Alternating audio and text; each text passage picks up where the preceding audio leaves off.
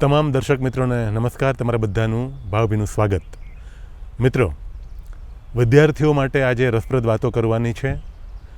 Specially જ્યારે બોર્ડની પરીક્ષાઓ લેવાની શરૂઆત થવાની હોય એ પૂર્વેના સમયમાં વિદ્યાર્થીઓ જે તૈયારીઓ કરતા હોય, લાસ્ટ મોમેન્ટ રિવિઝન જેને કહેવાય, છેલ્લી ઘડીની તૈયારી હોય, પુનરાવર્તન કરતા હોય, પોતે સુસજ્જ બનતા હોય પરીક્ષા આપવા માટે. આમ તો દરેક દિવસ છે એ સુસજ્જ બનવા માટેનો જ હોય છે અને દરેક દિવસ છે એ તૈયારી માટેનો યોગ્ય દિવસ જ હોય છે. કોઈ પણ ક્ષણ એના માટે એ તમને આહ્વાન પણ આપતી હોય અને અવસર પણ આપતી હોય. પણ આજે આપણે આ ક્ષેત્રના નિષ્ણાત શ્રી હરેશ રાવલ સરને મળવાનું છે. તેઓ આપણને રસપ્રદ વાતો, પરીક્ષાની તૈયારી રસપ્રદ રીતે કઈ રીતે કરી શકાય, એ માટે સુસજ્જ બનવા માટે શું કરવું જોઈએ, એ તમામ મુદ્દાઓની છણાવટ આજે આપણે તેઓ સાથે કરીશું. સૌપ્રથમ દૂરદર્શન વતી અને તમામ દર્શક મિત્રો વતી તેઓશ્રીનું સ્વાગત કરીએ. સર નમસ્કાર, તમારું સ્વાગત. નમસ્કાર સલીમભાઈ. સર્વે વિદ્યાર્થી મિત્રો, દર્શક મિત્રોને પણ નમસ્કાર. તો સૌપ્રથમ તો 10મા ધોરણ કે 12મા ધોરણના વિદ્યાર્થી છે, આ બધા વિદ્યાર્થીઓને તમે રસપ્રદ રીતે અંગ્રેજી ભણાવ્યું છે. હાલમાં પણ તમે 11મા 12મા ધોરણના વિદ્યાર્થીઓને ઇંગ્લિશ એઝ અ સબ્જેક્ટ ભણાવી રહ્યા છો. એ ઉપરાંત પણ તમે લાઈફ લેસન્સ તેઓને ભણાવો છો. તો એમાં તમે જે રીતે પ્લાનિંગ કર્યું હોય, સરસ ભણાવવાનું અને વિદ્યાર્થીઓ ભણવાની સાથે સાથે સુસજ્જ બનવા માટે, તૈયારી કરવા માટે જે રીતે એમણે આગળ ધપવાનું હોય, એ તમે શૈક્ષણિક વર્ષ દરમિયાન કરાવતા જ હો છો. તો એ જે તમારા અનુભવો છે એ તમામ વિદ્યાર્થીઓને, દર્શક મિત્રોને ઉપયોગી સાબિત થશે. એટલે એઝ એ ટીચર તમે ઇંગ્લિશ ભણાવો છો, સમય પસાર થતો જાય, સાથે સાથે તમે ભણાવતા હો, પરીક્ષાઓ લેવાતી હોય, યુનિટ ટેસ્ટ હોય, ટર્મિનલ હોય, પ્રિલિમ્સ હોય વગેરે. બોર્ડની પરીક્ષા આવે ત્યાં સુધીમાં બધા કોર્સ પતી ગયા હોય અને તમે સરસ ભણાવ્યું હોય, પરીક્ષાઓ લેવાની હોય, એમાં પુનરાવર્તન પણ થયું, આ બધું હોય. આટલી લાંબી વાતનો સારાંશ છે કે તમારા જે આ બધા અનુભવો છે એ સંક્ષિપ્તમાં મિત્રો સમક્ષ મૂકીએ, જેથી મિત્રોને ન માત્ર અંગ્રેજી પણ અન્ય વિષયોમાં પણ તૈયારી કરવા માટે છે એમાંથી દિશા સૂચન મળી રહે. તો આપ થોડી વાત એ કરો. ખાસ કરીને આપની જે શૈક્ષણિક યાત્રા છે એમાં પરીક્ષા છે એ સૌથી અગત્યનો મુકામ આપણે જોતા હોઈએ છીએ. પરંતુ પરીક્ષાથી ડરવાની તો કોઈ પણ પ્રકારની જરૂર નથી. શા માટે? તો કે પરીક્ષા તો તમને અવસર આપે છે. તમે જે શીખેલા છો, તમે જે જાણેલું છે તેને શ્રેષ્ઠ રીતે અભિવ્યક્ત કરવાનો એક સુંદર અવસર આપે છે. બિલકુલ. એ જે 3-3.5 કલાક વર્ગખંડની અંદર બેસી અને સુપરવિઝનમાં આપણે જ્યારે લખવાની મોકળાશ આપતું હોય તો આથી મોટી સ્વતંત્રતા બીજી એક પણ નથી. ખૂબ સરસ. તો એ જે આખું વર્ષ આપણે શ્રેષ્ઠ માર્ક્સ લાવવા હોય તો બહુ સરળ હોય છે. હંમેશને માટે જે સબ્જેક્ટ્સને આપણે ભણીએ છીએ તેને જેટલો સમજ્યા છીએ એ સમજેલી વસ્તુને યાદ કરતા જઈએ અને નિત્ય એને પાછળ રિપીટ કરતા જઈએ, એટલે કે એનું અધ્યયનનું પુનરાવર્તન થતું જાય. એ જ રીતે સલીમભાઈ, ખાસ જે ટેક્સ્ટબુક આપણી પાસે હોય છે એ ટેક્સ્ટબુક એટલી બધી પરફેક્ટ ડિઝાઇન કરેલી છે કે પછી બીજા રેફરન્સ બુક ઉપર તરત જવાની જરૂર નથી. તો વિદ્યાર્થી મિત્રો, ટેક્સ્ટબુકને જ્યારે તમે વાંચતા હોય એવા વખતે તમે સારી એવી હાઇલાઇટર અથવા તો કલરફુલ પેન્સ તમારી પાસે રાખો, પેન્સિલ્સ રાખો. જે કોઈ ટોપિકની અંદરની સેન્ટ્રલ બાબતો આવતી હોય એને એ જ વખતે ત્યાં જ અંડરલાઇન કરો, ત્યાં જ હાઇલાઇટ કરો, જેથી કરીને બીજી વખત જ્યારે વાંચતા હશું તો એ અગત્યના મુદ્દાઓ છે એ આપોઆપ આપણા રિકોલ થવા માંડશે, મેમરીની અંદર સ્ટોરેજ થવા માંડશે અને પરીક્ષા વખતે એ જે હાઇલાઇટ કરેલા મુદ્દાઓ છે એ ઓટોમેટિકલી, કે મેં આ બ્લુ કલરની પેનથી હાઇલાઇટ કરેલું, અંડરલાઇન કરેલું, આ રેડ કલરની પેનથી હતું, આ કેસરી કલરથી, આ ગ્રીન કલરની પેનથી, automatic A ditto to ditto એમની રિટ્રાઈવ જે ડેટા કરવાની છે એની અંદર એ મદદરૂપ થતું હોય છે. અને જે વસ્તુ એક વખત વાંચવાથી એને જે હળવાશ લાગે, સમજ્યા હોય ત્યારે 30-40% બાળકોને સમજાઈ ગયું હોય, જ્યારે એને અંડરલાઇન સાથે કરે તો 50% સમજાય. તો આખું વર્ષ હવે એમના માટે હળવાશ, એટલે કે ભાર વગરનું ભણતર, બેગલેસ જે હવે આપણી જે પોલિસી આવી રહી છે એ એમને શરૂઆતથી જ લાગવા માંડે. તો જો એ પ્લાનિંગથી આપણે શરૂઆતથી જૂન-જુલાઈથી જ આપણે શરૂ કરીએ તો આવનારી દરેક પરીક્ષાની આપણે રાહ જોવાની હોય કે હવે મારા માટે આ એક્ઝામ આવે છે અને એમાં મારે શ્રેષ્ઠ, મને જે કંઈ વાંચેલું છે, આવડે છે એને અભિવ્યક્ત કરવું છે એનો એક થનગનાટ રહેશે, ફિયર એમનો ઓછો થઈ જશે. તો વિદ્યાર્થી મિત્રો, પહેલે જ દિવસથી જે કંઈ વાંચીએ છીએ, દાખલા તરીકે હું અંગ્રેજીનો ટૉપિક આપને ભણાવી રહ્યો હોય અથવા આપ ભણી રહ્યા હોય તો જે ટૉપિક આપ વાંચી રહ્યા છો, સ્ટોરી છે, લેસન છે, યુનિટ છે, તો એમાં રાઇટરનું નામ સરસ, એનો બર્થ યર આપેલું હશે, એમના દ્વારા લખાયેલા સારા પુસ્તકો હશે, એમનો આ જે સ્ટોરી છે એ કઈ નોવેલમાંથી લેવામાં આવેલી છે, કયા ડ્રામાનો આ પીસ છે, અથવા તો કઈ પોએમ છે એમાંથી આ લેવામાં આવેલું છે. તો એ જો બધું અંડરલાઈન કર્યું હશે તો ઘણું બધું આપણને જાણીએ છીએ, આવડે છે એવો આપણો એક વિશ્વાસ વધતો જશે. અને વિશ્વાસના આધારે જ પરીક્ષા આપવાની એક પ્રસન્નતા આપણને મળવા માંડશે. તો જો આ રીતે આપણે શરૂ કરીએ તો બધા જ સબ્જેક્ટ આપણને ખૂબ જ સહેલા લાગતા હોય છે.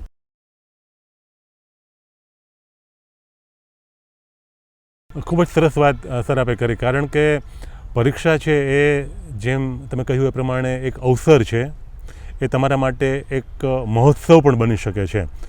સ્પેશિયલી તમને મોકળાશ આપે છે અને તમને આગળ ધપવા માટે એ તમારા માટે તક પણ નિર્મિત કરે છે. કારણ કે જો તમે પરીક્ષા આપો છો, પરીક્ષા પસાર કરો છો, તો તમે પછી આગળના ક્લાસમાં કે કોઈ તમે જે પણ બ્રાન્ચ પસંદ કરી હોય એમાં આગળનો અભ્યાસક્રમ કરવા માટેની તમને તક સાંપડે છે. અને જીવનમાં તમારે જે પણ બનવું હોય એના તરફ આગળ લઈ જતું આ એક પગલું હોય છે પરીક્ષા. એટલે એક અવસર તરીકે આપણે લઈએ, એક ઓપોર્ચ્યુનિટી, તક તરીકે એને લઈએ તો બેનમૂન ફાયદો ચોક્કસપણે આપણને મળતો હોય છે. બીજું તમે જે વાત કરી એ પ્રમાણે શરૂઆતના તબક્કાથી જ જો વાતચીત થતી હોય ખુદ સાથે અને તમે પોતે તૈયારી કરવાની શરૂઆત કરી દો, વિષય કોઈ પણ હોય, જેમ તમે અંગ્રેજી વિષય ભણાવો છો અને એને ધ્યાનમાં રાખી અને રસપ્રદ મુદ્દાઓ કહ્યા, તો પછી એ અંગ્રેજી હોય, હિન્દી હોય કે પછી ગુજરાતી હોય, સમાજ વિદ્યા હોય, ગણિત હોય, વિજ્ઞાન હોય, સંસ્કૃત હોય કે અન્ય કોઈ વિષય હોય 10મા ધોરણની કક્ષાએ, 11મા 12મામાં તમે પછી વિજ્ઞાન પ્રવાહમાં હો કે પછી તમે વાણિજ્ય કે વિનયન પ્રવાહમાં હો કે અન્ય કોઈ પ્રવાહમાં હો, તો એમાં પણ તમને આ જ રીતે જુદા જુદા વિષયો જે આવતા હોય, ગણિત હોય કે પછી ભૌતિક વિજ્ઞાન હોય કે રસાયણ વિજ્ઞાન હોય કે પછી જીવ વિજ્ઞાન હોય કે પહેલાંમાં મનોવિજ્ઞાન હોય કે ઇતિહાસ હોય કે પછી અર્થશાસ્ત્ર હોય કે એકાઉન્ટન્સી હોય, વિષય કોઈ પણ હોય, પણ મૂળભૂત જે મુદ્દાઓ છે તૈયારી કરવાના, એના પર ધ્યાન કેન્દ્રિત કરવાનો આજે આપણે પ્રયત્ન કરી રહ્યા છીએ. એટલે શરૂઆતના તબક્કાથી જ તમે જો અધ્યયન કરવાની શરૂઆત કરો છો, રસ રુચિ કેળવવાની શરૂઆત કરો છો, એ ખૂબ મહત્ત્વની બાબત છે. તો એ તમને ફાયદો કરાવે છે. અને જેમ તમે સર વાત કરી પ્રમાણે અંડરલાઇન કરો છો, તમે હાઇલાઇટ કરો છો મુદ્દાને, એ અતિ મહત્ત્વનું એટલા માટે છે કે આપણી જે શોર્ટ ટર્મ અને લોંગ ટર્મ બંને મેમરી છે એમાં એ અગત્યનો ભાગ ભજવે છે. લોંગ ટર્મ મેમરીનો એ પછી એક પાર્ટ બને છે અને આગળ જતાં તમે એને રિકલેક્ટ કે રિકોલ કે રિટ્રાઈવ સરસ રીતે કરી શકો છો. હવે સર વાત ખાસ એ કરવી છે, આપણે અંગ્રેજીના વિષયને અનુરૂપ પણ થોડી વાત કરી દઈએ અને સાથે સાથે તૈયારીની પણ વાત થતી જાય. તો એક મુદ્દો એવો છે કે અંગ્રેજી વિષય છે એ ઘણી બધી વખત ઘણા બધા ખાસ કરીને ગુજરાતી માધ્યમના વિદ્યાર્થીઓ હોય એમને ક્યારેક કઠિન લાગતો હોય અને ઘણી બધી વખત એવું પણ બનતું હોય કે અમુક વિદ્યાર્થીઓ એને ખૂબ હળવાશથી લેતા હોય, જે માતૃભાષા ગુજરાતી છે તો એને હળવાશથી લેતા હોય અને પછી એમાં તો કંઈ બહુ વાંચવાનું ન હોય, બહુ તૈયારી કરવાની જરૂરત નથી, એમ ફટાફટ વાંચી નાખે તો થઈ જશે. અને ક્યારેક એવું થાય કે ઇંગ્લિશમાં રસરુચિ ના પડતા હોય તો પછી એની અવગણના કરતા હોય, એના તરફ તાદાત્મ્ય સાધી ના શકે, એના પ્રત્યે અભિગમ રચનાત્મક રાખી ના શકે અને પછી એ વિષય છે જ્યારે પરીક્ષા નજદીક આવે તો પછી એને યાદ નથી રહેતું, બરાબર તૈયારી નથી થઈ શકી અને પછી એ વધારે અઘરો બને અને પછી એને કારણે વિદ્યાર્થીનો ડર વધી જાય અને એ ફિયર સાયકોસિસમાં જતા રહે અને એને કારણે પછી માર્ક્સ પણ ઓછા આવે અને પછી એને અરુચિ થઈ જાય એ વિષય પ્રત્યે અને પછી ક્યારેક ડ્રોપ આઉટ થઈ જતા હોય એવા કિસ્સાઓ પણ આપણે જોતા હોઈએ.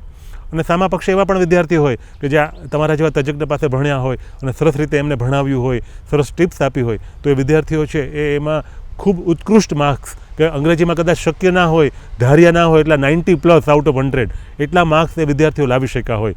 એટલે આપણે આ વાત બંને પ્રકારના વિદ્યાર્થીઓને લાગુ પડે એ રીતે સર કરીએ કે એ શું તકેદારી રાખે, કયા મુદ્દાઓ પર ધ્યાન કેન્દ્રિત કરે, તો જેને કારણે ન માત્ર અંગ્રેજી છે એમાં સારા માર્ક્સ આવે, એમાં રસ રુચિ કેળવી શકે અને સમગ્રતાથી રસપ્રદ રીતે રિવિઝન અને તૈયારીઓ કરી શકે. આપ વર્ગખંડની અંદર શીખી રહ્યા હોવ છો ત્યારે લગભગ એવું બનતું હોય કે આપે વધુ ભાગે સાંભળવાનું રહેતું હોય છે, એટલે આપ વધુ ભાગે લિસનિંગ કરતા હોય એટલા વખતે આપણે પોતે બેઠા હોઈએ, પેસિવ હોઈએ, એટલે જે કંઈ ભાષા અથવા તો કોઈ પણ જ્ઞાન પ્રાપ્તિ છે એમાં જે LSRW જે મેથડ છે એ આપણી સાથે હંમેશા રહેવાની છે. તો લિસનિંગ વખતે પણ આપણે પેસિવ હોઈએ છીએ, બીજું રીડિંગ વખતે પણ પેસિવ હોઈએ છીએ. એટલે વધુ ભાગે એવું થતું હોય કે આપણે વધારે પેસિવ હોઈએ અને આપણને એવો એક પ્રકારનું ઇલ્યુઝન વધતું જતું હોય કે હવે આ વસ્તુ મને સમજાઈ ગઈ છે, આ વસ્તુ મને અત્યારે આવડે છે અને હું જ્યારે લખવાનું થશે ત્યારે હું આને સારામાં સારી રીતે લખી શકીશ. હવે તકલીફ એવી પડતી હોય કે ઘણા બધા વિદ્યાર્થી એવા હોય કે જે માત્ર સાંભળવાનું સારી રીતે, વાંચવાનું સારી રીતે, પરંતુ જ્યારે એને પેપરમાં લખવાનું આવશે ત્યારે એ પરીક્ષાઓની રાહ જોશે અથવા તો કોઈ પણ પ્રકારે જ્યારે પરાણે જ્યારે લખાવવામાં આવતું હોય એક એસાઇનમેન્ટના ભાગરૂપે ત્યારે જ એ લખશે. ખરેખર જેટલું વાંચન થાય છે એટલું જ લખવાનું, કારણ કે એ એક્ટિવ આખું જેટલું રિટ્રાઈવ કરીએ છીએ એ એક્ઝિક્યુટ ઘણી વખત એટલું સ્મૂધલી નથી થઈ શકતું. રાઈટ. કે જેટલું વંચાય છે એટલું પેનથી અભિવ્યક્ત કરવામાં ક્યાંક હાથ થકી જવાનો છે, ક્યાંક અક્ષરો સારા નથી થવાના, ક્યાંક એ જે અભિવ્યક્ત કરવું છે એ ફોર્મેશનની અંદર આપણે એને નહીં અભિવ્યક્ત કરી શકીએ. તો જેટલું વાંચન વધારે કરીએ એટલું જ લખવાનું પણ વધારે સારું રાખીએ તો આપણી અભિવ્યક્તિ છે એ સહજ બનશે, અસરકારક બનશે. એક આ વસ્તુ છે. બીજું, જ્યારે અંગ્રેજી ભાષા ગુજરાતી મીડિયમનો બાળક અથવા તો ઇંગ્લિશ મીડિયમનો બાળક કરતો હોય તો જ્યારે સેક્શન એ છે અને સેક્શન બી જેમાં માર્ક્સ લાવવા માટે 40 માર્ક પૂરતી આપણે ટેક્સ્ટ બુકની જરૂર રહેતી હોય છે, તો ટેક્સ્ટ બુકમાં જ ઘણી વખત બાળક એમાં ગૂંચવાયેલો રહે અને બાકીના આસ્પેક્ટ્સ ભૂલી જાય. તો બેટર છે કે ટેક્સ્ટ બુકને તમારે સારામાં સારી રીતે સમજી લેવી હોય તો તમે એક તો લેખક, એનો પરિચય, બીજું તમારી અંદર આવતું જે ચેપ્ટર છે એના કેરેક્ટર્સ, એમાં આવતા સ્થળ પ્લેસીસના નામ અને એમાં આવતા કોઈ ટર્નિંગ, બસ આટલું બાળક યાદ રાખી લે એટલે એ બાળકને એ સ્ટોરી ઓટોમેટિકલી યાદ આવી જવાની. રાઈટ. ઘણી વખત સ્ટોરી યાદ છે પણ કેરેક્ટર યાદ નથી. જ્યારે એ ઇંગ્લિશ લિટરેચરમાંથી લીધેલું ચેપ્ટર છે તો બાળકને નામ યાદ નહીં આવે. તો પહેલાં આટલી જ વસ્તુને સહજતાથી રાખે કે આ વ્યક્તિને તો હું ઓળખું છું. જેમ ક્રિકેટની વાત આવે ને સચિન તેંડુલકરની વાત આવે તેને એની ઘણી ખબર હશે, રાઈટ. વિરાટ કોહલીની ખબર હશે, ફિલ્મની વાત આવે તો એમને ખબર હશે. એવી રીતના આ કેરેક્ટર્સ છે તો આ એની કેરેક્ટરિસ્ટિક્સ છે, એ જાજો સમય સુધી એને વાંચતા રહેશે તો એને યાદ આવશે, એને લખતા રહેશે. એ જ રીતે સમિંગ અપની 2 લાઈન છે દરેક ક્વેશ્ચનમાં, એ પણ સરસ રીતે લખે કે આ ચેપ્ટર આ મુખ્ય રીતે કહેવા માગે છે. મોરલેશન ઓફ ધ સ્ટોરી એ હંમેશને માટે 2 લાઈન દરેક વખતે ત્યાં લખીને રાખેલી હોય. તો એના માટે આખા વર્ષની અંદર 6 ચેપ્ટર કરવાના હોય, એ માત્ર 15 મિનિટ મેગેઝિન વાંચતો હોય બાળક કે ન્યૂઝપેપર વાંચે છે એ રીતે જ્યારે એ વાંચીને મૂકી દેશે તો પણ એને સરસ રીતે સમજાઈ જશે. હવે એને લખવાની ટેવ પાડે તો શરૂઆતના સમયે એના અક્ષરમાં કદાચ કચાશ હશે તો સારું હેન્ડરાઇટિંગ ક્યાંથી ઇમ્પ્રૂવ કરવું, કેવી રીતના કરવું, કેલિગ્રાફી થોડી શીખી અને એનાથી વધારે ઇફેક્ટિવ કેમ બનાવવું. કોઈ પણ પ્રકૃતિ ઉપરનો એ જ્યારે એસે લખતો હશે તો બર્ડ્સ છે, ટ્રીઝ છે, નાના પ્લાન્ટ છે, ફ્લાવર છે, એ બધાને એ પોતે મેચસ્ટિક પેનથી પોતે ડ્રો કરતા શીખી જાય, પેન્સિલ વર્ક કરી શકે તો એક એવી ઇમ્પ્રેશન ઊભી થશે કે આ બાળક છે એ ખરેખર ખૂબ જ મહેનત કરેલી છે. એ બાળકના એનો ફોટોગ્રાફ્સ છે નહીં એટલે એસેસમેન્ટ વખતે એને ખબર નહીં પડે કે આ બાળક સિન્સિયર છે, ડાયો છે, પોલાઇટ છે, એ પોતે ઓબેડિયન્ટ છે, એ નથી ખબર. તો એને બેનિફિટ એનો એક્સપ્રેશન ઉપરથી મળશે કે પેપરને કેવી રીતના એ એક્સપ્રેસ કર્યું છે એને. તો એના હિસાબે પણ એને જનરલી 10 થી 12 માર્ક્સ 15 માર્ક્સનો એક આખો જમ્પ મળી જતો હોય છે. તો સેક્શન એ જ બેસ્ટ રીતે લખ્યો હોય તો સેક્શન બીમાં એનો કોન્ફિડન્સ વધી જવાનો, એ વિકેટ ઉપર સેટ થઈ ગયો ક્રિકેટની ભાષામાં કહીએ તો. એક પણ ક્વેશ્ચન બાળકે ક્યાંય સ્કીપ નથી કરવાનો, જે મારી સામે આવે છે એને જ મારે બેસ્ટ રીતે લખવો છે સિક્વન્સમાં જ. એ ટેવ જો પહેલે જ દિવસથી રાખે તો એ બાળકનો કોન્ફિડન્સનું લેવલ ખૂબ ઉપર રહેવાનું. બીજું, જ્યારે એ રીડિંગ કરે છે ત્યારે કદાચ કાંઈ નથી સમજાતું તો જેટલું સમજાય છે ત્યાં હાઇલાઇટ કરે છે, એ જ રીતે નથી સમજાતો એ મુદ્દામાં પણ ભલે ત્યાં પેન્સિલથી લખે કે અહીંયા મને ડાઉટ છે તો સબ્જેક્ટ ટીચરને પૂછશે, બીજા એક્સપર્ટ્સને, બીજા વિદ્યાર્થી મિત્રોને પૂછી લેશે તો એને એ ટોપિક છે એ વધારે ફિલ્ટર થઈ જશે. તો જો આ રીતે બાળક કરે તો સેક્શન બી એમાં કોમ્પ્રિહેન્શન વધુ ભાગે આવશે. તો કોમ્પ્રિહેન્શન માટે 5 માર્કનું કોમ્પ્રિહેન્શન છે. બાળક આખું વર્ષ આપણે પ્રેક્ટિસ કરીએ છીએ તો 5 માર્કના કોમ્પ્રિહેન્શનની સીધું એક જ ટેકનિક છે કે કદાચ સ્ટ્રેન્જ આવે, અજાણ્યો ફકરો આપણને આપી દે છે કોમ્પ્રિહેન્શનનો, તો પણ પહેલી વખતે 5 મિનિટ એને સ્પેર કરીએ, પહેલી મિનિટની અંદર એને ઝડપથી આખું આપણે વાંચી જશું. જે કાંઈ કોમ્પ્રિહેન્સ થયું ત્યાં પેન્સિલથી અંડરલાઇન કરી લેશું. બીજી વખતે માત્ર એના ક્વેશ્ચન વાંચી લેશું, 5 ક્વેશ્ચન. ત્રીજી વખતે ત્રીજી મિનિટે પહેલો ક્વેશ્ચન લેશું ને એનો સીધો આન્સર ફાઇન્ડ આઉટ કરી અને લખી નાખશું.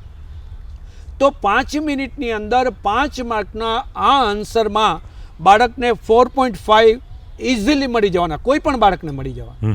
તો સેક્શન બીમાં પણ એના 20માંથી 18 માર્ક્સની આડેગાડે મળે તો 36 માર્ક. એટલે બાળકને જે પાસ થવાની બીક છે એ બાળકો અહીંયા પાસ થઈ ગયા. હવેના બધા છે એ નો બોલની અંદર ફ્રી હિટ મારતા હોય એવી રીતના સેક્શન સી થી સ્ટાર્ટ કરે તો બાળક આપે જે રીતે કીધું કે 80-90 માર્ક્સ સુધી ઇંગ્લિશની અંદર પહોંચી શકે. અને જો બાળક અંગ્રેજી ભાષામાં આટલા માર્ક્સ લાવે તો બાકીના સબ્જેક્ટમાં એ 100ની રેન્જમાં હશે. એ બાળક છે. તો પહેલેથી જ શરૂઆત એવી કરે કે એમનો પ્લાનિંગ સાથે જો વાંચે તો એમને આ ખરેખર બહુ ભણવું એ અત્યારના સમયમાં બહુ સહેલું થઈ ગયું છે.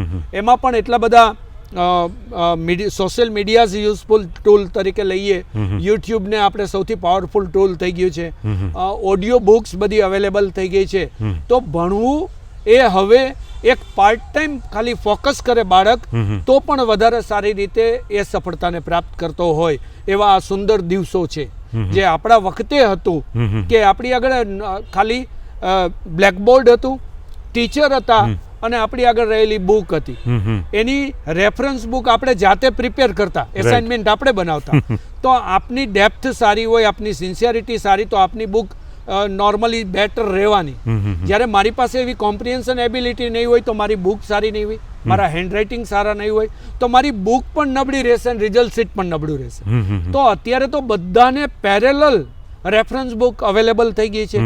માત્ર થોડુંક સ્માર્ટ વર્ક કરે વિદ્યાર્થી તો ખરેખર આ ભણવા માટેનો અને સારા પરિણામ લાવવાનો આ અત્યારનો આપણે ભણી લીધી ત્યાં સુધીની યાત્રામાં સર્વોત્તમ દિવસો છે કે વિદ્યાર્થીઓ રમતા રમતા ભણી શકે અને શ્રેષ્ઠ માર્ક લાવે.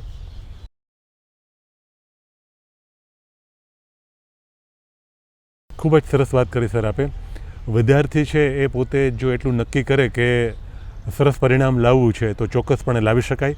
અને અત્યારે જેમ તમે વાત કરી એ પ્રમાણે ઘણા બધા એવા વિકલ્પો પણ ઉપસ્થિત છે, એવા ટૂલ્સ આપણી પાસે અવેલેબલ છે અને આપણને મદદરૂપ સાબિત થવા માટે ઘણા બધા આ પ્રકારના રિસોર્સિસ છે કે જેનો ઉપયોગ કરી અને તમે દ્રઢીકરણ પણ સરસ રીતે કરી શકો છો, તમે પુનરાવર્તન પણ સરસ રીતે કરી શકો છો અને તમે નવા મુદ્દા અથવા તો જે મુદ્દા તમને સમજાણા નથી એ તમે ન માત્ર સમજી શકો છો પણ તમે આત્મસાત કરી શકો એ પ્રકારની શક્યતા પણ ઉજ્જવળ બને એ પ્રકારનો આખો અત્યારનો યુગ છે.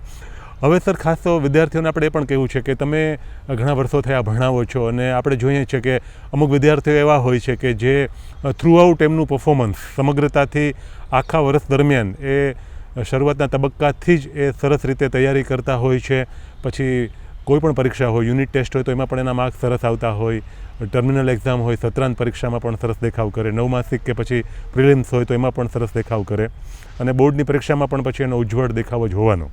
અમુક વિદ્યાર્થીઓ એવા હોય છે કે શરૂઆતના તબક્કામાં કદાચ એનો દેખાવ આમ સારો લાગતો હોય પણ પછી આગળ જતાં એ થોડા નાસીપાસ, નાહિંમત અથવા તો મૂંઝાયેલા હોય જેને કારણે એ પછી એટલો દેખાવ કરી શકતા નથી અને પછી ડર પ્રદેશમાં એ પ્રવેશી જતા હોય અને એને કારણે ક્યારેક પછી એને માર્ક્સ છે એટલા સારા નથી આવતા, હકીકતમાં આવવા જોઈતા હતા. અને અમુક વિદ્યાર્થી એવા હોય છે કે જે ક્રમશઃ પોતાનું જે પ્રદર્શન છે એ સુધારતા હોય છે કે શરૂઆતના તબક્કામાં એ આપણને સામાન્ય લાગતા હોય છે પણ ખાસ કરીને જ્યારે અંતિમ તબક્કો આવે કે જ્યારે હવે બોર્ડની પરીક્ષા છે, ભલે હવે તો સમયપત્રક વહેલું જ આવી જતું હોય છે પણ છતાં બી એમ કે એ નજદીકનો સમય ફેબ્રુઆરી મહિનામાં પરીક્ષા લેવાની હોય તો નવેમ્બર-ડિસેમ્બર મહિનો આવે તો પછી એ હવે પોતે બધા હથિયારો કાઢે છે, સજાવે છે કે ના હવે આખું વર્ષ બહુ કંઈ કર્યું નથી પણ હવે કરવાનો સમય આવ્યો છે એવું એને ખબર પડી જાય છે.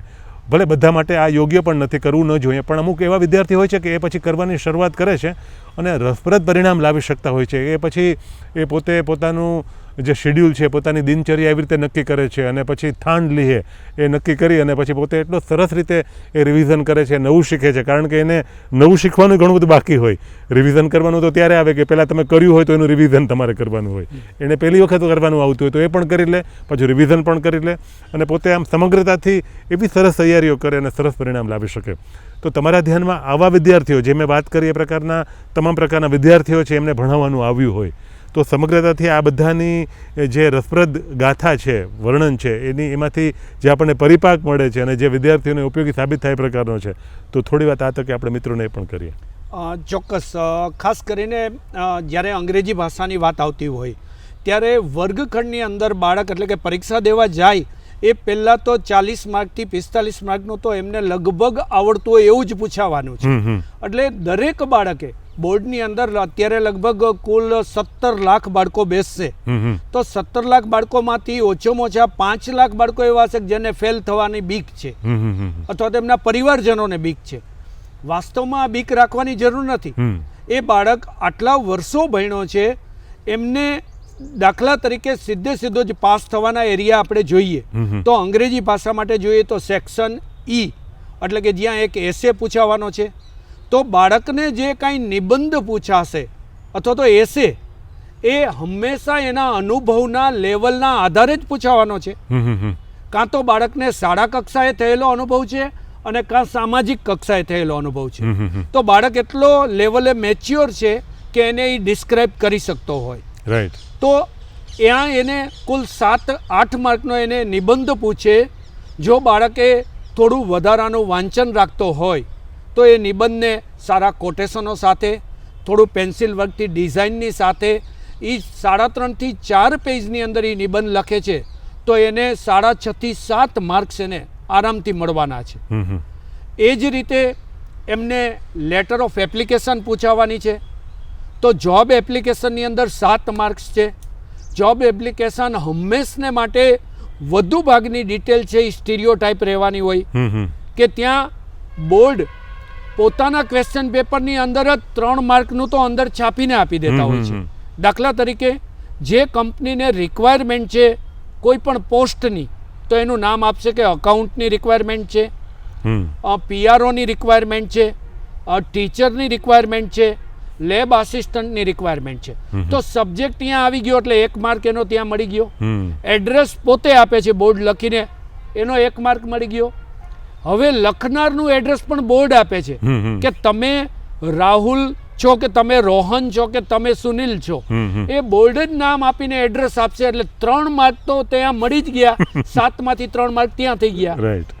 હવે એ બાળકને બિગિનિંગની લાઈન હંમેશા સ્ટીરિયોટાઇપ લખવાની છે કે તમારી જાહેરાત અમે આ ન્યૂઝપેપરમાં આટલી તારીખે અમે જોઈ અને એના અનુસંધાન આ એપ્લિકેશન લખીએ છીએ. હવે બાળકને કોઈ પણ ન્યૂઝપેપરની લાઈન સાથે આવી 2 લાઈન 10 વાર 20 વાર લખે એટલે આવડી જાય, એટલે એને આવડી જ જવાનું છે. એ ભૂતકાળમાં જ લખવાની છે એને, એટલે એ પાસ્ટ ટેન્સમાં લખી લે. હવે ત્યારબાદ આવે એનો કે ભાઈ હું આ એપ્લિકેશન આના અનુસંધાન લખું છું, એની મારી ક્વોલિફિકેશન. તો પર્સનલ ક્વોલિફિકેશન દરેક બાળક પોતાની અહીંયા મૂકી શકશે, સેટ કરી શકશે. હાઇટ એની લખશે, વેઇટ લખશે, એમને આવડતી ભાષાઓ છે, એમની અધર સ્કિલ છે, એ બધું જ ત્યાં ફિટ થઈ શકે. એટલે 4.5-5 માર્ક સુધી તો બાળક, કોઈ પણ બાળક, ફેલ થવાવાળો બાળક પણ ત્યાં પહોંચી શકે. હવે આવી એમની એજ્યુકેશનલ ક્વોલિફિકેશન એ 1 કે 2 વાર જો લખતા એમને ગોઠવું આવડી ગઈ હોય તો એને 7 માર્કની એપ્લિકેશનમાં 4-4.5 માર્ક 17 લાખ બાળકોને એની ઉપર આવવા જોઈએ, આવે જ.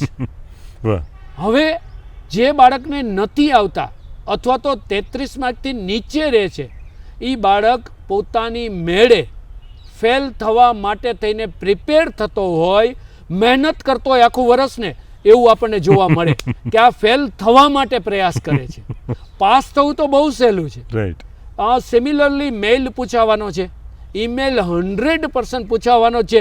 પેપર કયું પૂછાશે એની કંઈ જરૂર નથી, એને ઈમેલ પૂછાશે એ 2 એરિયામાંથી જ પૂછાવાનો છે.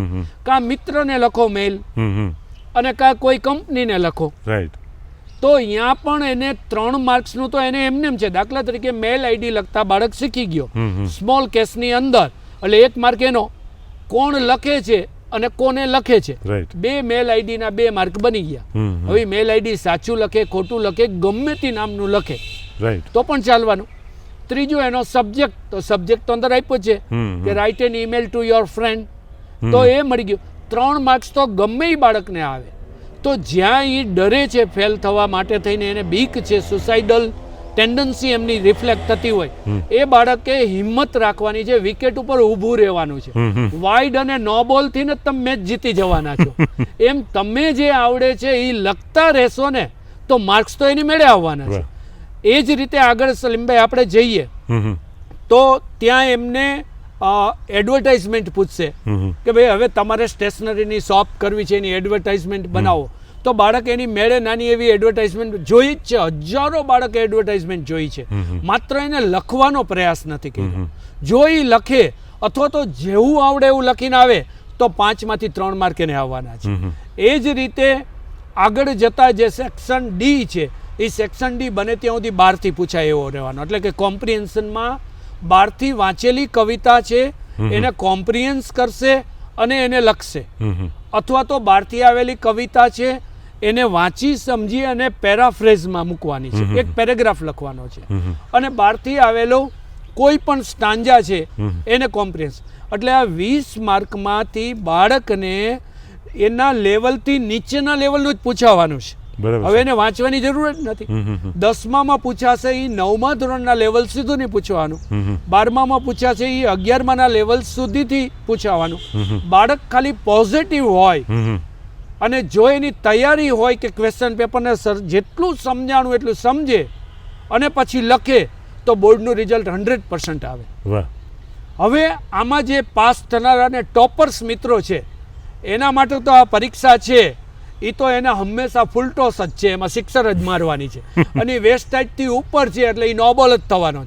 એટલે બાળક જો ખરેખર દાંત કાઢતા કાઢતા હસતા હસતા વર્ગખંડમાં જાય તો પેરેન્ટ્સે બધા આનંદ અનુભવે, શિક્ષકોએ આનંદ અનુભવે અને પરીક્ષા છે ને દિવાળી જેવો ઉત્સવ બની જાય.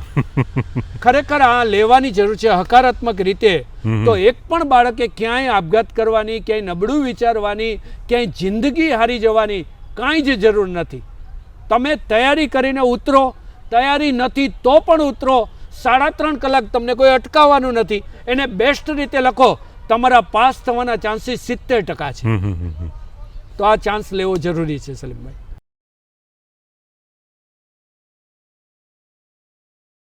ખૂબ જ સરસ વાત કરી સર. એટલે જેમ કહ્યું એ પ્રમાણે પરીક્ષામાં નાપાસ થવું હવે ખૂબ અઘરું થઈ ગયું છે, એ પ્રકારનું આખું પ્રારૂપ એનું હોય છે.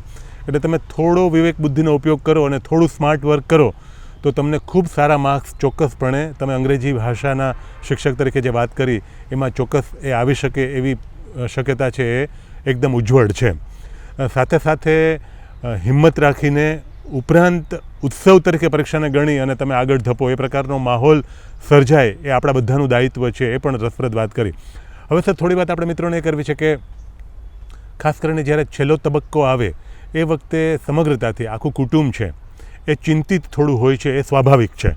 એ વિદ્યાર્થી છે એ હોશિયાર હોય તો પણ ચિંતિત હોય, અને વિદ્યાર્થી છે એ કદાચ સામાન્ય હોય એટલે પરીક્ષામાં સારા માર્ક્સ ન આવતા હોય તો એને આપણે હોશિયાર નથી ગણતા. એ માપદંડને ધ્યાનમાં રાખીને આપણે હોશિયાર નથી એવું ગણીએ તો એ પ્રકારના વિદ્યાર્થી હોય એના મિત્રોને પણ ચિંતા હોય.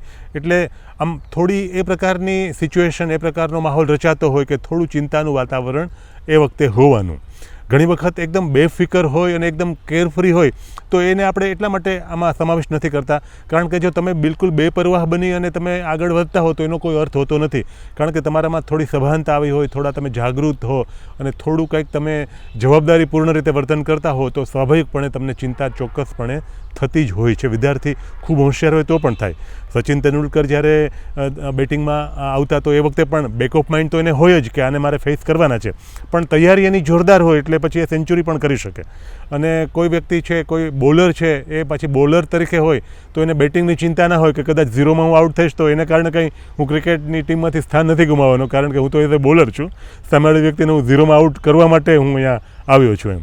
એટલે વાત તો ખાસ એ રીતે સર આપણે કરીએ કે સમગ્રતાથી જે શિક્ષકનું એક દાયિત્વ છે એ સરસ રીતે એ નિભાવે કે વિદ્યાર્થીઓને એ પ્રસન્ન ચિત્ત રાખે, પોતે પ્રસન્ન ચિત્ત રાખી અને રહી અને પોતે ભણાવતા હોય સમગ્રતાથી, અને ખોટો ડર કે હાવ પરીક્ષાનો વિદ્યાર્થીઓમાં પેસી ન જાય એ માટેની તકેદારી સભાનતાથી રાખે. કારણ કે ઘણી વખત એવું હોય કે આપણે અમુક મજાક મસ્તીમાં પણ કોઈને કંઈ કહી દેતા હોય, પણ બાળક છે એનું પરસેપ્શન કેવું છે એ આપણને જો ખબર ના હોય અને બાળક એને નકારાત્મકતાથી લે, એનો અભિગમ એ પ્રકારનો ના હોય, તો બાળક પછી એ પોતે ગ્રંથિ બાંધી લે છે કે ના આ વિષય તો અઘરો જ છે, અથવા તો સરે કહ્યું કે ભાઈ મને નથી આવડતું ને નથી જ આવડતું અને મને આવડશે જ નહીં. અને આનાથી વિપરીત તમે એને પ્રોત્સાહન આપો છો અને એનામાં ઉત્સાહ જગાવો છો અને ન શું આવડે તને આવડી જશે, તું પ્રયત્ન કર, હું તારી સાથે છું, અને તને નહીં આવડે તો હું પાછો તને કરાવીશ. તો આ એનામાં હકારાત્મક અભિગમ ઉત્પન્ન કરે છે અને બાળક છે એ હોંશે હોંશે પછી ભણવાની પણ શરૂઆત કરે છે. એટલે ખાસ કરીને સમગ્ર વર્ષ દરમિયાન આ બધાની જરૂરત હોય છે. એનાથી પણ વિશેષ જરૂર જ્યારે લાસ્ટ મોમેન્ટ રિવિઝન ચાલતું હોય, છેલ્લો તબક્કો હોય, અત્યારે ખાસ આપણા જે આ કાર્યક્રમનો ઉદ્દેશ છે મિત્રો, કે અત્યારે આપણી સાથે શ્રી હરેશ રાવલ જોડાયા છે અને પરીક્ષા આનંદથી કઈ રીતે આપી શકાય, સુસજ્જ બનીને કઈ રીતે આપી શકાય, એની અત્યારે આપણે એમની સાથે ચર્ચા કરી રહ્યા છીએ. તો સર આપણે એ વાત કરવી છે કે સમગ્રતાથી એ શિક્ષક મિત્ર, શિક્ષકગણ, માવિત્રો, વિદ્યાર્થીઓના મિત્રો, વિદ્યાર્થી પોતે, આ બધાએ સરસ રીતે એ એકદમ પોતે બેલેન્સ ઓફ માઇન્ડ, જેને આપણે એમ કહીએ કે તમે સંતુલન જાળવી રાખો છો અને પરીક્ષાનો બિનજરૂરી હાવ રાખ્યા વિના પરીક્ષાને અવસર માની અને સરસ રીતે બની શકે એટલી તૈયારી તમે કરો. કદાચ 2-5 માર્ક્સ ઓછા આવશે તો એનાથી કંઈ થતું નથી, એનાથી કંઈ એવું કંઈ વિપરીત થવાનું નથી, પણ તમે પ્રયત્ન કરશો તો સારા માર્ક્સ ચોક્કસ આવશે. તો સમગ્રતાથી બધા જ વિદ્યાર્થી સહિત એમના મિત્રો, માવિત્રો, એમના કુટુંબીજનો, પરિવારજનો, એમના શિક્ષકો, આ બધા પોતાનું જે દાયિત્વ અને સમાજના એ વર્ગના વ્યક્તિઓ પણ કે જેઓ આજુબાજુમાં વસવાટ કરતા વિદ્યાર્થીઓને કોલાહલ કરીને ન કરીને, બિનજરૂરી રીતે એમને હેરાન પરેશાન ન કરીને, એ પ્રકારનો માહોલ આપીને મદદરૂપ સાબિત થઈ શકે. તો આ બધા મુદ્દાઓ છે, મને લાગે છે એ વિદ્યાર્થીઓ માટે ખૂબ મહત્ત્વના છે. તો થોડી વાત તમારા અનુભવથી એ પણ કરો. ચોક્કસ. ખાસ કરીને વિદ્યાર્થી મિત્રો, આ હવેના દિવસો જે આવી રહ્યા છે બોર્ડની એક્ઝામમાં, એમાં આપણે પોતે પૂર્ણપણે સ્વસ્થ અને શાંત હોવા ખૂબ જરૂરી છે. કેટલી તૈયારી થઈ છે એ બધું જ હવે ભૂલી જઈએ. હવેના દિવસો છે એમાં તમે માનસિક રીતે સ્વસ્થ હોવા જોઈએ. દરેક વાલીશ્રીને પણ એક નમ્ર વિનંતી છે કે બેટા વાંચ, એવું કહેવા કરતાં એને વાંચવાનું વાતાવરણ સુંદર મળે, એના માટેનો એક માહોલ નિર્માણ થાય, એમાં એને મદદરૂપ થશે. જો એવું થશે તો બાળક ધીમે ધીમે શાંત થતો જશે, સ્વસ્થ થતો જશે, અને તો એ જે વાંચે છે એનું યાદ રહેશે. એટલે બાળક કેટલું વાંચે છે એ અત્યારે જરૂરી નથી, કેટલું વાંચ્યા પછી સમજાય છે, એટલો માહોલ મળે છે, તો ઓટોમેટિક એ જે મજા વાંચવાની મળશે ને, એમાં એને વધુ વાંચવાનો આનંદ આવશે. એની ક્યુરોસિટી, અત્યારે મૂળભૂત જે કોઈ ચિંતાનો વિષય જે કોઈ રહ્યો છે એ છે વાંચન ઘટી રહ્યું છે. રાઈટ. ખાસ કરીને વાંચનનો માહોલ ઘટી રહ્યો છે.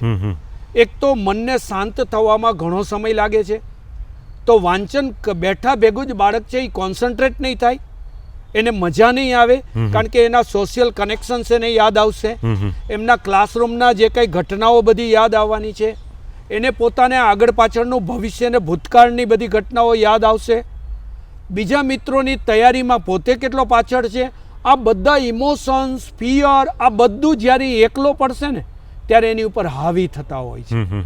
ત્યારે વાલી તરીકે, શિક્ષક તરીકે આપણું એક જ કામ છે કે એના ખભે હાથ મૂકીને એટલું જ કહેવાનું છે કે બેટા તું શાંતિથી તારું વાંચવાનું ચાલુ કર, બાકીની બધી જ ચિંતાઓ આપણે મૂકી દે, તારું પરિણામ જે આવશે એના ઉપર આપણે આગળની જર્ની છે એને આપણે સાથે બેસીને ડિઝાઇન કરશું.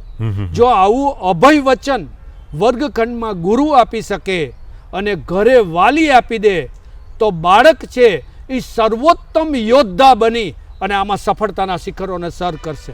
કદાચ 1 કે 2 એક્ઝામની અંદર પરિણામો એના જોઈએ એટલા સારા નથી, પણ આવનારા દિવસોમાં પછી એકલો જ્યારે દોડતો થઈ જશે ને ત્યારે એ બાળકના હાથમાંથી પુસ્તકો લઈ લેવા પડશે કે બેટા બહુ વાંચ્યું, થોડો આરામ કરી લે, બેટા થોડું જમી લે. બસ આ દિશા જે મળે ને એના માટેનો વાલી તરીકે, સમાજના જાગૃત નાગરિક તરીકે આવું જો વાતાવરણ નિર્માણ થાય ને તો ખરેખર ખૂબ જરૂરી છે. આજના દિવસે NGOs બધા ફિલ્ડમાં કામ કરી રહી છે, પરંતુ ભણવાની મજા મળે એના માટે કોઈ પણ આવી સંસ્થાઓ, કોઈ પણ આવો પ્રયોગ હજી નથી થયો. કારણ કે ઘણી બધી જગ્યાએ એવું છે કે બાળક આગળ ઝૂંપડીમાં રહે છે, એવા વાતાવરણમાં રહે છે કે જ્યાં કલેશવાળું વાતાવરણ છે, બાળકને વાંચવાનો માહોલ નથી.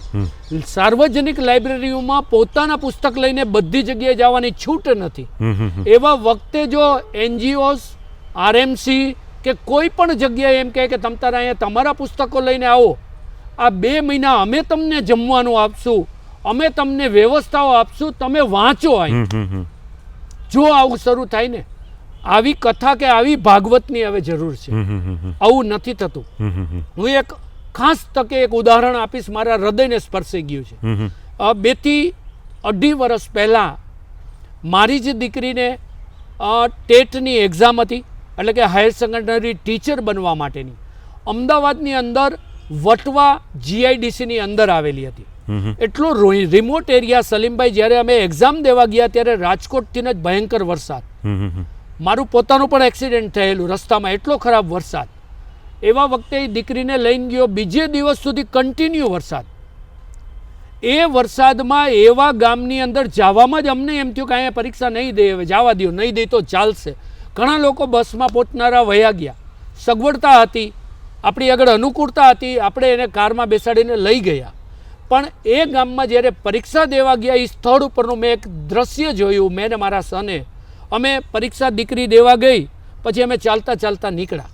એ GIDC વાળા વટવા ગામની અંદર જુદા જુદા સમાજના લોકોએ પોતાની વાડીને ખોલી નાખી, જ્ઞાતિની વાડીઓને.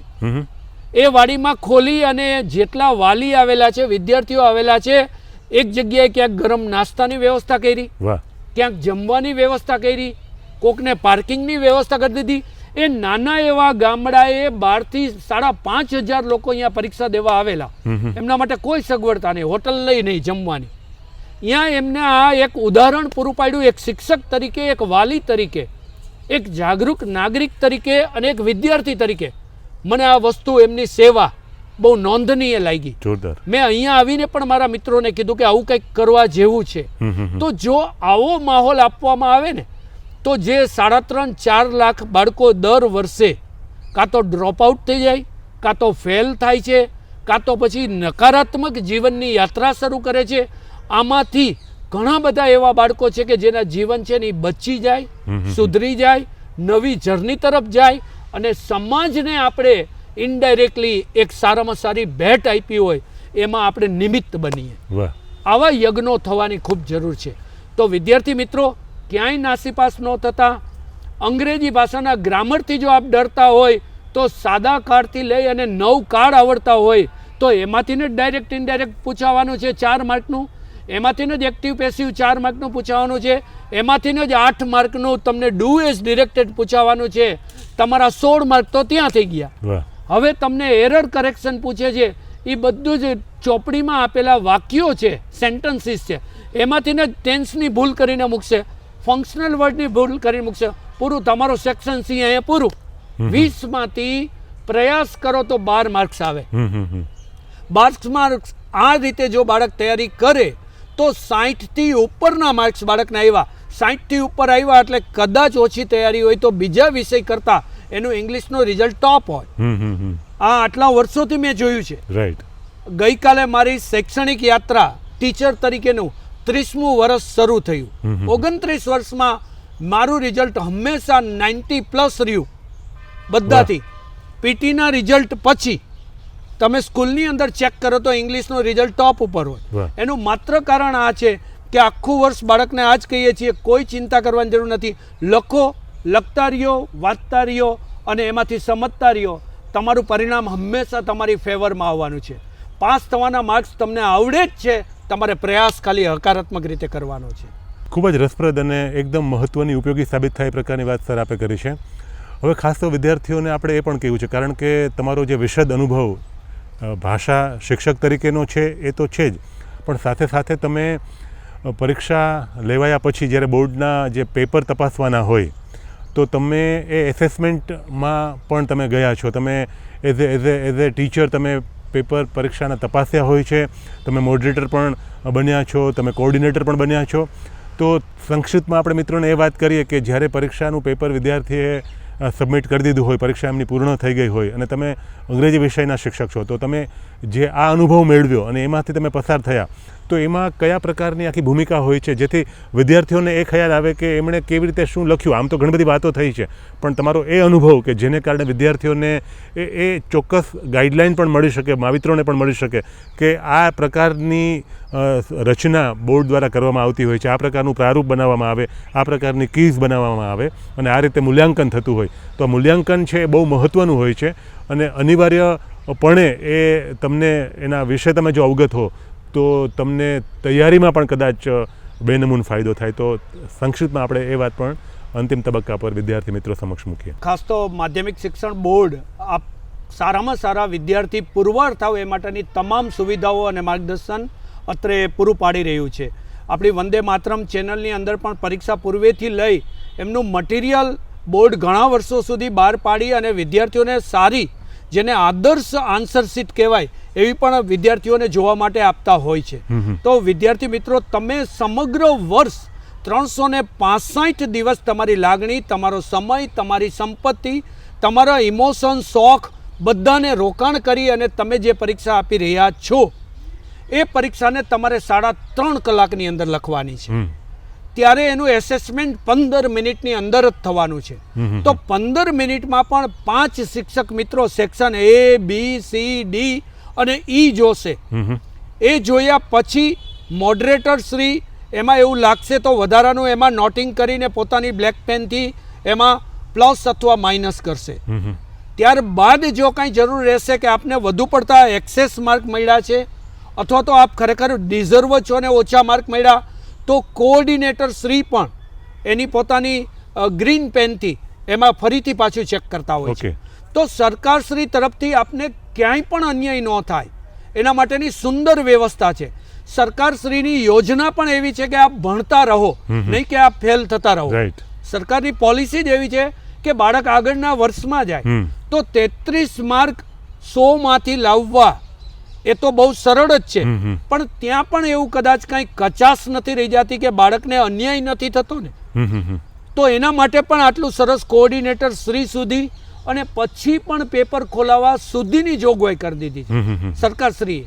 તો એવા વખતે વિદ્યાર્થી મિત્રો, આપ જે પેપર લખો છો ને એ જ આપની શ્રેષ્ઠ અભિવ્યક્તિ હોવી જોઈએ કે 15 મિનિટની અંદર સેક્શન એ જોનાર મિત્રના હાથમાં એ પેપર આવે તો આપના અક્ષર સારા હોવા જોઈએ, આપનું લેઆઉટ સારું હોવું જોઈએ. એ સેક્શન એ જોનારો મિત્ર બીજાને કહે કે ભાઈ સેક્શન બી આવે છો, આ બહુ ટોપ લખ્યું છે બાળકે, જોજો નિરાતે. તો એને પોતાને બીજાને કહેવાનું મન થાય, ભલામણ કરવાનું મન થાય, એટલું સરસ પેપર લખવાની પ્રેક્ટિસ આપણે કરવી જોઈએ. અને જો એ થાય તો તમને ખૂબ સારા માર્ક્સ આરામથી મળી શકે છે. શિક્ષકશ્રીનો અને સરકારશ્રીનો એક જ અભિગમ છે કે આપ ભણતા રહો, પરંતુ છતાં પણ આપે લખ્યું છે ત્યાં રેડ પેનથી સર્કલ કરી અને માર્ક્સ કટ કરવાના હોય છે. એટલે જે મિત્રો પેપર જોતી વખતેનો મારો એક અનુભવ છે, જે દુઃખદ વાત કરીએ તો કે 17 લાખ બાળકો બેઠા હોય બોર્ડની અંદર, તો 3 થી 3.5 લાખ બાળકો એવા હશે કે જે સેક્શનમાં ઈમેલ રાઇટિંગ ટચ જ નહીં કર્યું હોય, લખ્યું જ નહીં હોય, એસે સુધી પહોંચ્યા જ નહીં હોય, એ પોતે એપ્લિકેશન લખી જ નહીં હોય, લેટર લખ્યો જ નહીં હોય.